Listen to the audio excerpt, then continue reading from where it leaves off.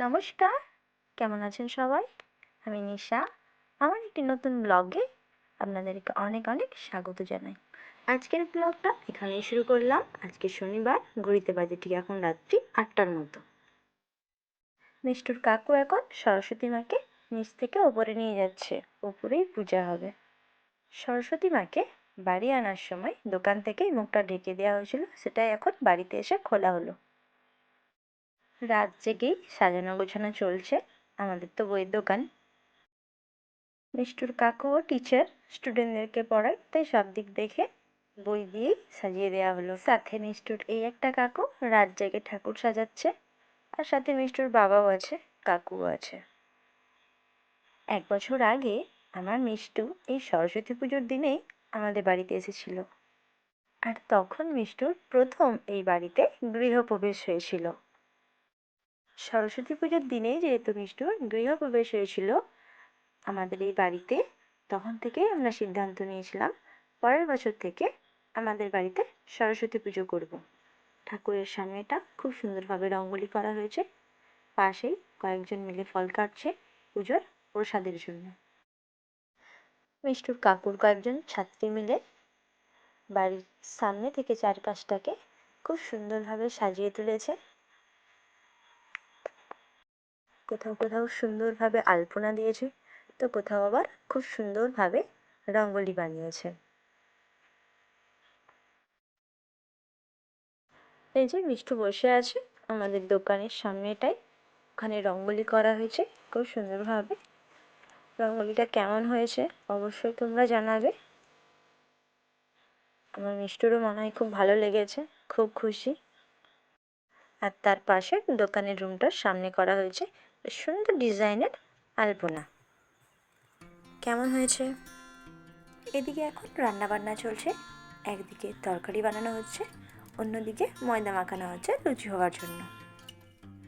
আলাদাভাবে ঠাকুরের পূজায় দেওয়ার জন্য লুচি সুজিটা আমি বানিয়ে নিলাম।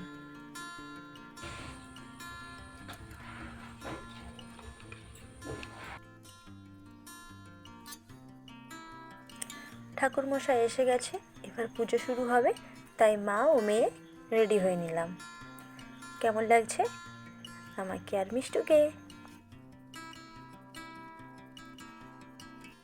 বাড়ির পুজো বলে কথা, তাই একটু তো সাজুগুজু করতেই হয়। নিজেও রেডি হয়ে নিয়েছি, সাথে মেয়েকেও রেডি করে দিয়েছি। মিষ্টি এখন রেডি হয়ে বাবার সঙ্গে বেরিয়েছে।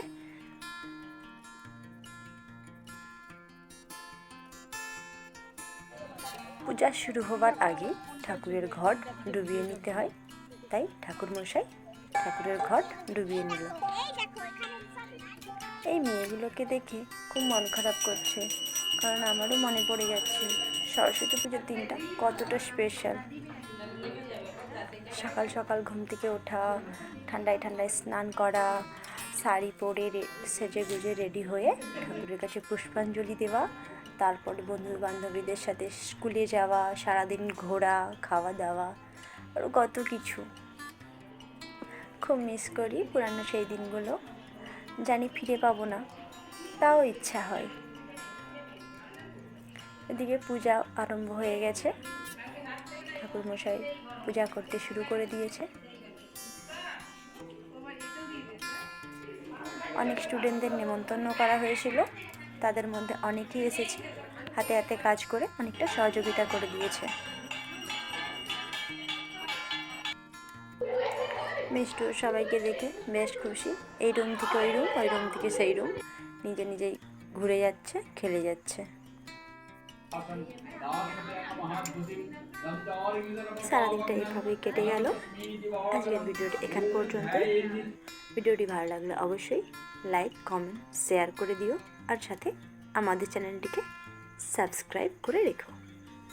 ওকে বাই, টাটা, আবার পরের ভিডিও দেখা হচ্ছে। সবাই ভালো থেকো, সুস্থ থেকো।